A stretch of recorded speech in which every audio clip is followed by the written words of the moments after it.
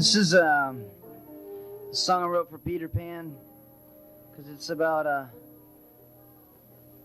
becoming a child again. I always thought it was wonderful that a few boys got to fall out of their nurses, the little things they carry little boys around in, over in England, where Peter Pan fell out of his thing, and into Never Never Land. I think it's a wonderful thing to stay young. Not young because you put on extra makeup or because you wear, your pants tight or anything, but young because you really remain a child. There's a fantastic book. If any of you get to read Chesterton's Orthodoxy, it's just a super book. And then he's talking about, like the whole science, their little myth about it's called scientific determinism. And it comes from an idea that since everything always happens the same, that we're locked into a senseless pattern, and that there's no, it's like a closed system, and God does not intervene. Miracles don't happen. Nothing goes on because we're closed. We're stuck in this pattern, and we're just going to play it out. And Chesterton says, like if you were a little kid, the wonderful thing about a little kid is everything is amazing to them. Everything is neat. And I can remember when I was a little kid seeing the cedar trees, and my great-grandma lived right next door to us, and looking at those trees and realizing that those were probably alive when Abraham Lincoln was president, and it just knocked me out. I trembled, because I realized, man, and I wasn't even alive hardly since Eisenhower was president. At the time, I didn't even know who Eisenhower was, because, when you compare Abraham Lincoln and just about any other president, maybe they don't measure up. But that's just my opinion. And a little child is always amazed that grass is green because he doesn't know that it couldn't have been purple. And little kids are always really knocked out that mothers love them because they don't know except what their mother could be, a wicked old witch in disguise. And for kids, things are not what they are because they have to be, but because they are. As if every day has a choice as to whether to happen or not. And what Chesterton says in Orthodoxy is so neat. He says, what is wrong with believing that way? What is wrong with approaching life the way a young child does? Because how do we know that God isn't very much a child himself? And that he just so enjoys morning. And he so enjoys it happening in the East. That every day he decides to make it happen again. Just because he gets a thrill out of it. Have you ever had a little kid that you were babysitting for, maybe you have one of your own, and no matter how many times you throw them in the air, they still want you to throw them up more? Have any of you ever had a little kid and you read a book so many times to them that you thought that you had it memorized, and you thought if you heard even the words in the book again, you were going to vomit, and the little kid is going, oh, read it again. Kids don't get tired of things, and maybe God is a kid. Maybe God just enjoys grass being green. So every spring he says, let's be green again.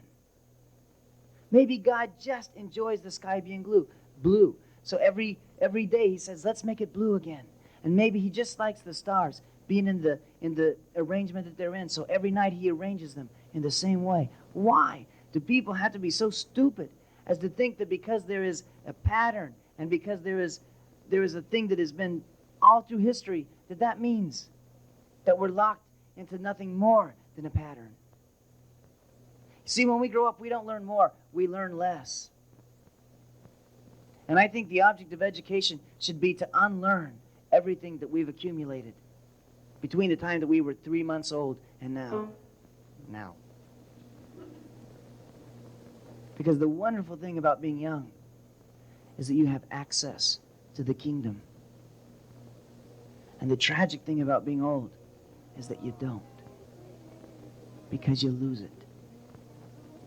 When you were a little kid, it did not matter that your dad might be wrong. To you, he was always right. And it did not matter that the kid that you were arguing with was 3 times bigger than you. Because no matter how painful it was going to be, you were still going to tell him that your dad was smarter than his dad. When you were a little kid, it did not matter that your cousin was going to beat you up for catching him smoking cigarettes in the cemetery. You still were going to tell just for the thrill of getting him in trouble.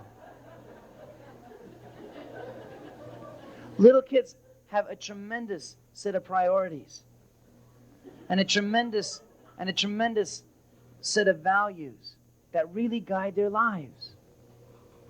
And what we learn to do as we become older is we learn to compromise those values.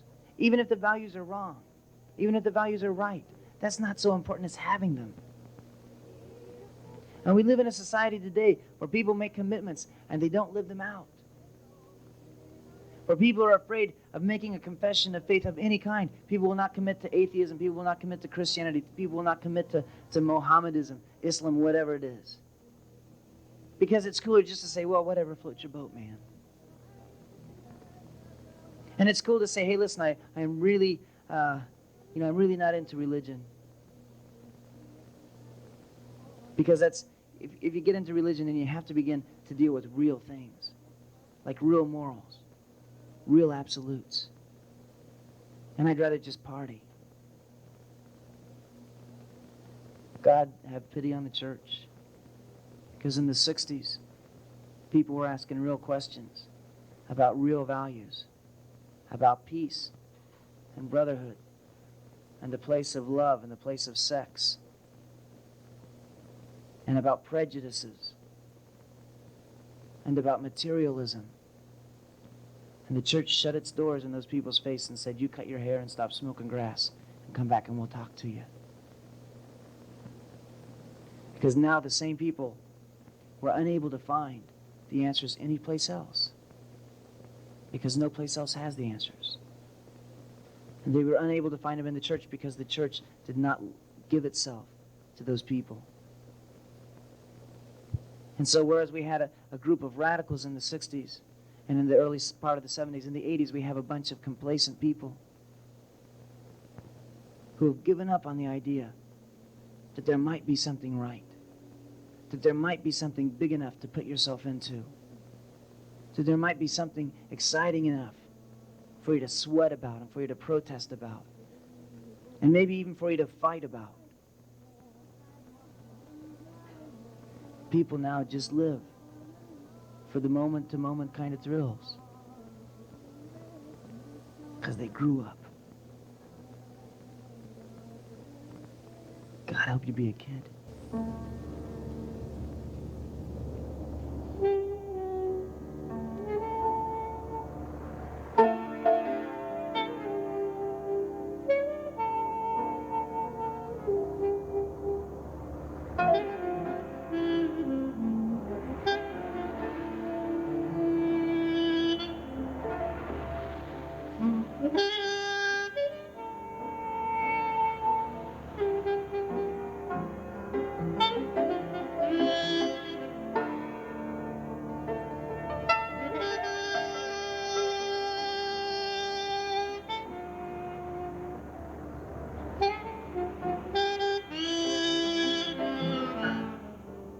Pleasure's a treasure, no matter the price, as long as you don't measure it against what you sacrificed. And minute by minute, you've got to learn to adjust. Just believe whatever's convenient, whatever satisfies your momentary lust. Time goes by and values fade away, and you change your beliefs like it's currencies. You think it's just a price that you pay, but just look at the way you're living. How did you get in such a mess? The devil says your nickel and dime convictions with nothing more than penny theft. You live out your life with the cheapness you achieve by never counting the cost. And Judas ended up with 30 silver pieces. But what did you gain for what you lost? Stolen pieces, betraying a friend, going out of business, busted again, stolen pieces.